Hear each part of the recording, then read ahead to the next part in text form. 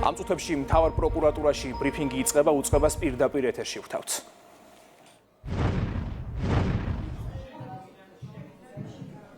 მოგესალმებით. საქართველოს გენერალურმა პროკურატურამ უკანონო ქმედების განხორციელების სანაცვლოდ ქრთამის დაპირების, სახელმწიფო ხელისუფლების დამხობისკენ მოწოდების და გამოძიებისთვის ხელი შეშლის ფაქტზე ორ პირის ბრალდება წარუდგინა.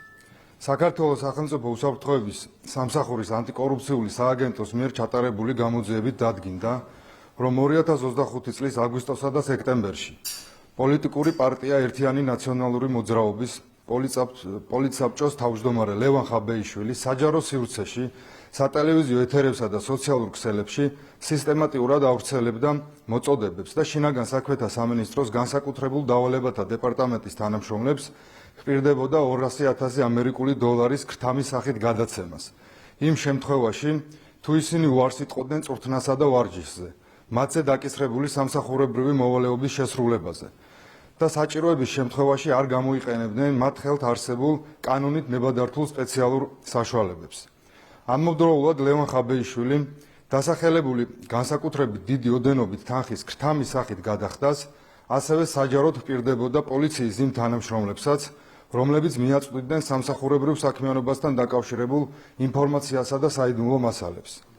აღნიშნული ქმედებისთვის იგი დაკავებულ იქნა სასამართლო განჩინების საფუძველზე 2025 წლის 11 სექტემბერს და წარედგინა ბრალდება საქართველოს სისხლის სამართლის კოდექსის 329 მუხლის მეორე ნაწილით, რაც გულისხმობს უკანონო ქმედების ჩასადენად მოხელისთვის ქრთამის დაპირებას, რათა მან თანამდებობრივი უფლებების განხორციელებისას და მოვალეობების შესრულებისას ქრთამის მიმცემის სასარგებლოდ განახორციელოს რაიმე ქმედება, ან თავი შეიკავოს რაიმე ქმედების განხორციელებისგან.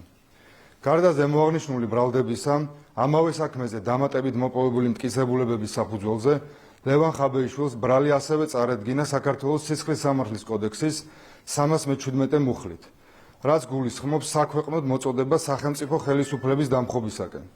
ბრალდებული 2025 წლის ივნისიდან სატელევიზიო ეთერებიდან და სოციალური ქსელის საშუალებით მოქალაქეებს სისტემატურად მოუწოდებდა ისეთი ქმედების ჩადენისაკენ, როგორიცაა სახელმწიფო ხელისუფლების დამხობა, რისთვისაც განსაზღვრავდა კონკრეტულ თარიღსა და ადგილს. რაც შეეხება ამავე საქმეზე ხელისუფლების წარმომადგენლის მიმართ წინააღმდეგობისათვის დაკავებულ მურთაზ დოდელავას, მოპოვებული მტკიცებულებებით დადგინდა, რომ მურთაზ დოდელავა უკანონოდ ჩაერია სახელმწიფო უსაფრთხოების სამსახურის გამომძიებლის საქმიანობაში და საქმის ყოველმხრივი სრული და ობიექტური გამოძიებისთვის ხელი შეშლის მიზნით სცადა გადაემალა ლევან ხაბეიშვილის მობილური ტელეფონი, რომლის ამოსაღებადაც სასამართლოს მიერ გაცემული იყო ჩხრეკის განჩინება.